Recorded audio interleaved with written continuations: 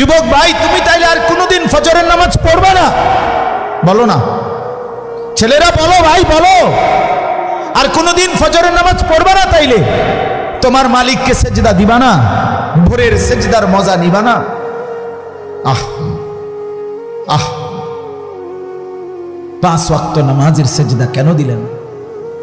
এই বাবা, আপনাদের যাদের ছেলে নামাজ পড়ে না, আপনারা কেমনে বেঁচে আছেন? কার জন্য সংসার সাজাচ্ছেন? কার জন্য?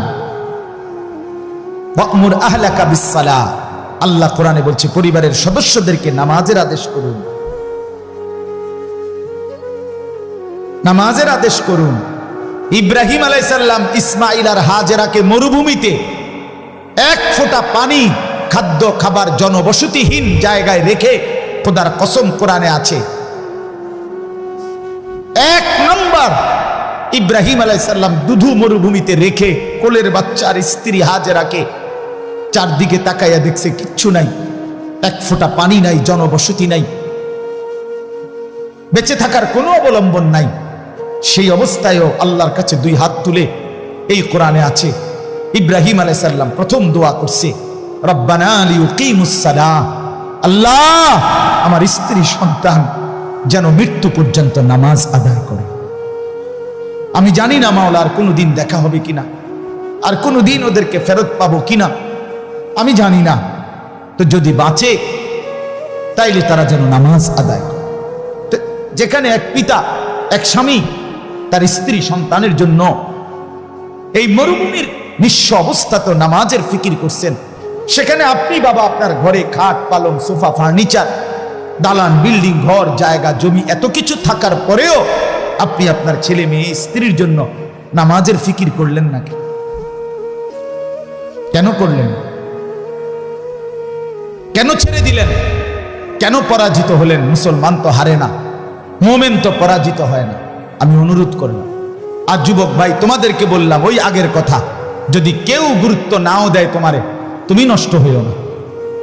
ইব্রাহিম আলাইহিস সালামের বাবা আজর মূর্তি পূজক ছিল, তাই বলে তিনি ভেসে যায় নাই, তিনি সন্তান ইমানদার ছিলেন। এজন্য তুমি নষ্ট হইও না, আমার অনুরোধ। আমি আবারও বলছি, আমি যদি বলো কাছে গিয়ে বলতে বলতে রাজি। আমি এক ফেরিওয়ালা, যেই ফেরিওয়ালার মাকসাদ আমার জিন্দিগির মাকসাদ, আমি বুঝি ফেরিওয়ালা আমি। আর এই ফেরিওয়ালার একটা নিয়ম হলো, ফেরিওয়ালা জানে তার প্রত্যেক ডাকে কাস্টমার আসে না। কথা বলেন না কেন? ফেরিওয়ালা প্রতিবার ডাক দিলে কি আসে না? কাস্টমার আসে না, সে জানে, কিন্তু সে বলতেই থাকে, সে তার পণ্য ঘোষণা দিতেই থাকে, রোডে রোডে গলিতে গলিতে সে বলতেই থাকে। সে জানে 30 বার বললে, 50 বার বললে হয়তো কেউ একবার সাড়া দিতে পারে, সেই আশায় সে বলতেই থাকে। আমরা ফেরিওয়ালা, আমরা বলতেই আছি, বলতেই থাকি, ভাবি, ভাবনা করি, ইনশাআল্লাহ এর ভিতর থেকেই বদলাম। হতাশ না, আমি হতাশ না, আমি হতাশাগ্রস্তদের অন্তর্ভুক্ত না, আমি হতাশ হতেও চাই না, কারণ হতাশা কুফরি।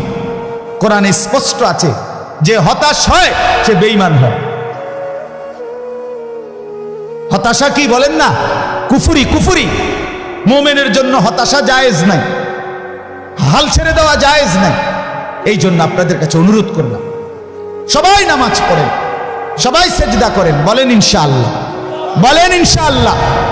এই ভাই বললাম, যে সেজদা করে না, আমার একটা সত্য কথা শুনেন, যে সেজদা করে না, আমার দৃষ্টিতে এত বড় 7 আসমান 7 জমিন, এত বড় কুল কায়নাতের মালিক, রাজাধিরাজ, আহকামুল হাকিমিন, মহান আল্লাহ, যার হাতে আমার অস্তিত্ব, আমার বেঁচে থাকা, আমার নড়া চড়া, আমার বিন্দু বিসর্গ টিকে থাকা, আমার নিঃশ্বাস যেই আল্লাহর হাতে। আবারও বলছি ভাই শোনো, সেই আল্লাহর সামনে যে মাথা নোয়ায় না, ঘাড় নোয়ায় না, সেজদা দেয় না, খোদার কসম আমার দৃষ্টিতে তার চাইতে বড় ঘাটতেরা, গাদ্দার, বেয়াদব আর কেউ হইতে পারে না।